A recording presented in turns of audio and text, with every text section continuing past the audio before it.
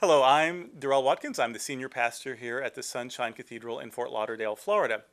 This summer, July 12th through 16th, the International New Thought Alliance will be holding its 95th Congress right here in Fort Lauderdale at the Hyatt 66, the Pier 66 here in Fort Lauderdale. And so we want you to attend that Congress. We want you to know about it. And we're meeting some people here on this YouTube channel that have a relationship with the Congress, and we'll be telling us a little bit about it.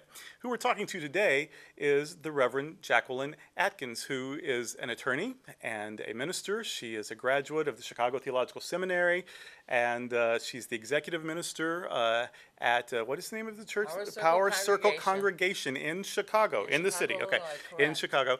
And so it's an independent church, but actually sort of came out of the Unity. the Unity's Fillmore UFBL sort of tradition, right? Correct.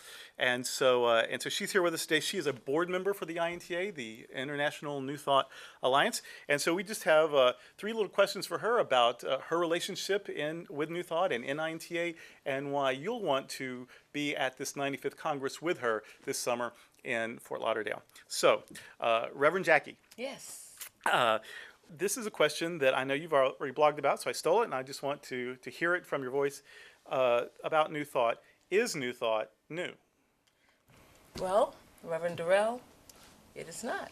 It is not new. New Thought, as a matter of fact, the exciting experience that I had at the Parliament in Australia this past December allowed me to fully understand that the principles that are New Thought principles, the God being indwelling us, the whole notion that there is one power, the whole state of consciousness of heaven and hell, we find those principles in the theology and faith principles throughout the world, and they've been with us since days of Hinduism. Quite frankly, you see strands coming through that we hold to be near and dear in New Thought.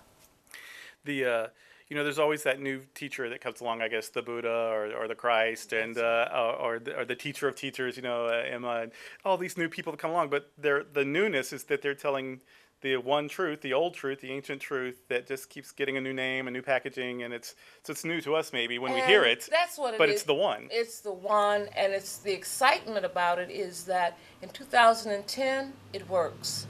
It works, and it works well, and it's still true. And so that's the newness. There are some perhaps doctrine that really will fall out of style someday, but New Thought principles that we use in unity, that we use at Power Circle Congregation, that there's only one power and one presence, that God indwells each of us, that we are the emanation of God, that we create our very, very joy or sadness in our life. Those are, in fact, principles that have come down through the ages. So if I'm unity, I'm religious science, I'm divine science, I'm Kriya Yoga, I'm Seicho Noe, I'm a seeker, I'm Methodist or Episcopalian. This is all new to me. I don't know what to call any of it. If I come to the INTA Congress, is it a safe place for me? Can I ask my questions? Will I hear something that will be empowering and encouraging no matter where I'm coming from? I think that's correct. I think that the openness and the open arms and the willingness to celebrate the diversity of believing of God, of the packaging of God, is accepted at INTA. And what is even greater, if you really come, whatever your faith, with an open mind, as Fillmore would say, open at the top, you may even have a greater appreciation of your belief, of your theology, of your God when you walk away.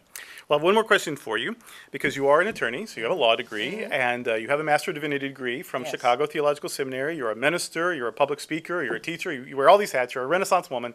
And so for people who are interdisciplinary, like you are, who can do lots of things, and you're a writer and a poet and all kinds of things. So for people who wear lots of hats, what does the INTA Congress have to offer? How does it help you integrate all that you are into a whole and holy experience?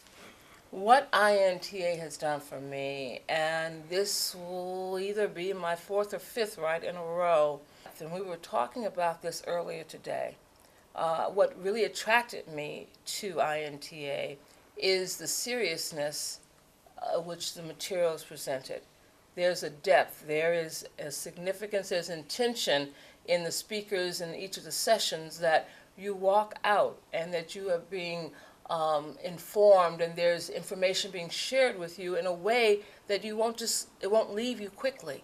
It'll impress upon you, and that's important. You know, you learn. I learned a lot in law school, learned a lot in seminary. I've been a practicing, if you will, minister since 1998. And sometimes in all of these various things, it gets kind of glib, and you kind of just start moving through it, and the meaning of it begins to perhaps evade you. Whereas INTA Congress, you come back, and the depth is there, and the seed is planted even deeper, and you walk out remembering just why you're so very grateful for this thing called New Thought. So there you have it. This is a very powerful event. It happens every year, and this year, 2010, it's here in Fort Lauderdale, Florida, USA. It'll be at the Pier 66 Hyatt, Pier 66, July 12th through 16th. For more information about the Congress, to register, you can call 480-830-1074. You can email azinta@quest, that's QWEST.net. You can write to 5013 East Broadway Road in Mesa, Arizona. That's 85206. Or you can go to the website, which is newthoughtalliance.org, www.newthoughtalliance.org. So there's lots of ways to get more information, to ask questions, to register, and to make sure that you're part of this exciting event here in Fort Lauderdale, July 12th through 16th. Hope to see you there.